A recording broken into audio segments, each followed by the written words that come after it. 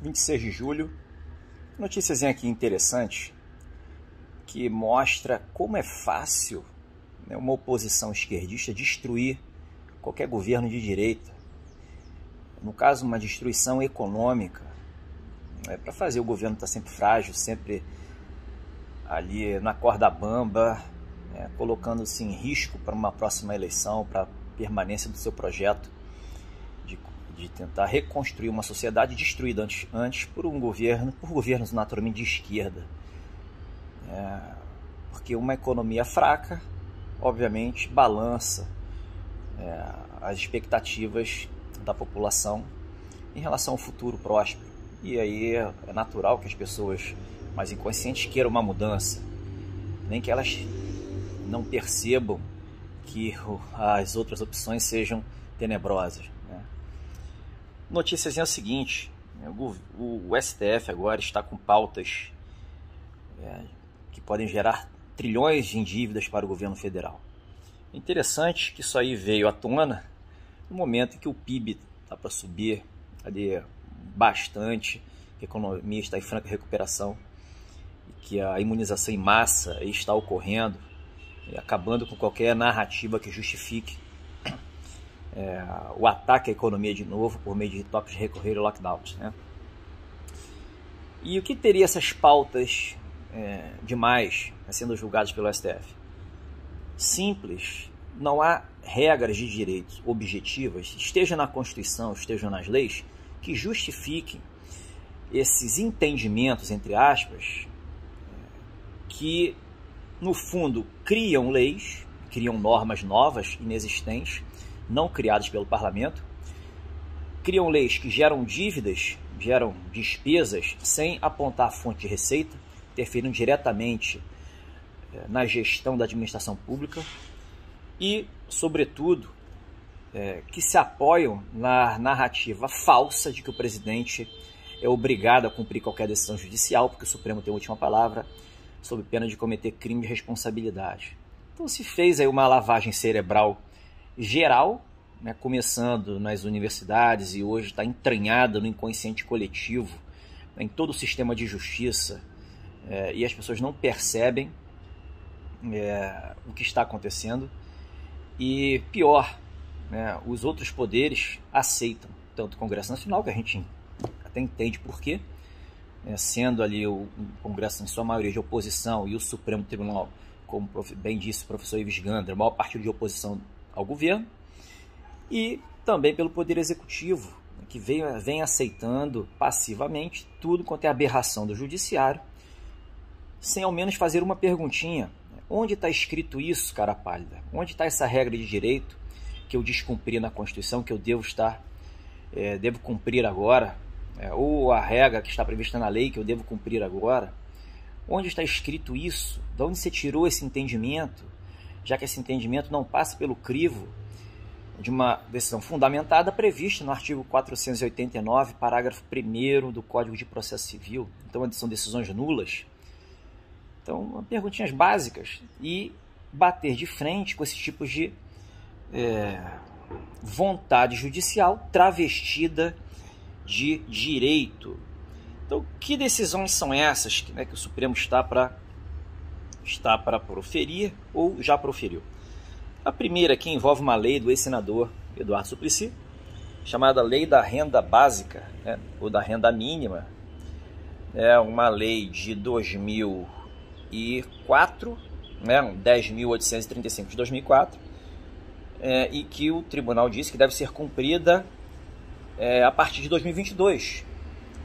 Da onde vai tirar dinheiro para isso? Desde quando é o judiciário que regulamenta como será cumprida uma lei ou quando será cumprida, se envolve dinheiro do orçamento? Qual a legitimidade que o judiciário tem isso?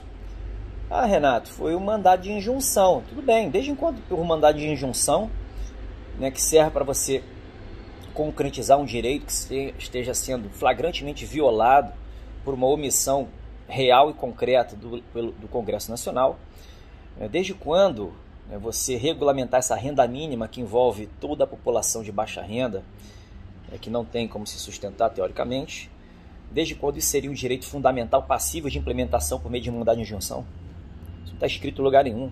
Isso é manipulação jurídica em prol de uma causa socialista. É simples assim, tão fácil de perceber. Pois bem, mas aí vamos ver, o governo ficou quieto, né? Entrou com recurso, não deu em nada. Obviamente, quem propôs essa ação foi a gloriosa Defensoria Pública da União, né? Um órgão de índole marxista, né? Que a gente sabe a quem serve, né? A que serve. Outra questão tributária, o STF inventando moda, decidindo que não cabe incluir os impostos que serão repassados aos estados a título de ICMS na base de cálculo da COFINS, da PIS e COFINS. Então, as empresas pagam, né, imposto sobre o faturamento, né, e esses impostos sobre faturamento são cobrados em cima, teoricamente, do valor de ICMS que deveriam ser repassados para as empresas. Então, haveria aí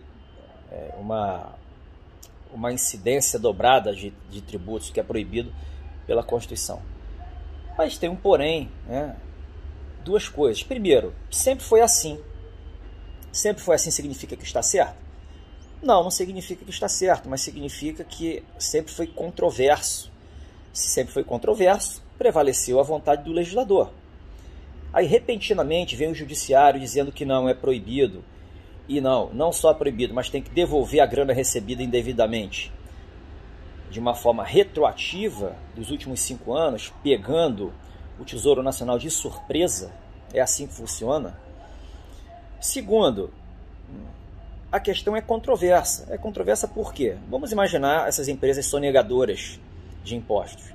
A empresa que sonega impostos, no caso de impostos estaduais, o dinheiro que ela deveria repassar para os estados, ela não repassa, fica com ela, sobretudo essas que não emitem notas fiscais. Então, teria havido bitributação? O fato do ICMS ter sido, teoricamente, estar na base de cálculo, né, sobre a qual incide o percentual da COFINS? Diria que não haveria bitributação, porque a empresa se apropriou indevidamente de um dinheiro do estado que não era dela. Então, nitidamente, era uma questão para ser resolvida pelo Congresso Nacional, não pelo Judiciário. Mas aí, dívidas bilionárias pela frente. Terceira questão, a realização do censo orçamentário de 2021, reduziu o valor do censo demográfico. O governador maranhense comunista entrou no STF, e o Marco Aurélio, numa canetada, e o Supremo ratificou, disse que tem que fazer o censo, como se fazer o censo fosse questão do judiciário. Isso é questão administrativa de governo. E o governo calou-se, mesma coisa, recorreu, não deu nada, fica por isso mesmo. Vai se criando dívida, Agora, impostos sobre grandes fortunas, o STF vai se dar o desplante de julgar se deve ser criado impostos sobre grandes fortunas, como se isso fosse papel do judiciário, como se a identificação do que seja grande fortuna fosse juízo de valor de juízes, como se a criação de impostos, uma questão nitidamente de política tributária e de projeto de governo, do que o governo pretende que haja no Estado, tipo de política, fosse questão do judiciário. Então, criaram uma omissão ali esdrúxula, uma omissão política em cima de uma matéria política e se deram um desplante de julgar. Coisa de socialista, nitidamente de socialista. E agora mais uma, mexendo nas regras de aposentadoria vigentes há mais de 20 anos, vão criar um novo entendimento que podem gerar dívidas bilionárias, porque vai dar margem a pessoas entrarem na justiça pedindo revisões com caráter retroativo.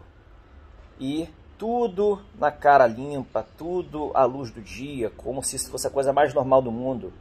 E pasmem, o governo tem aceito. Bacaninha, decisão judicial, não se discute, se cumpre. É assim mesmo? Realmente é isso? É óbvio que não. Precisa haver, eu diria, um reaprendizado para se lidar com o direito. É o presidente da República que comanda o país, não é o judiciário. Fica aí para reflexão.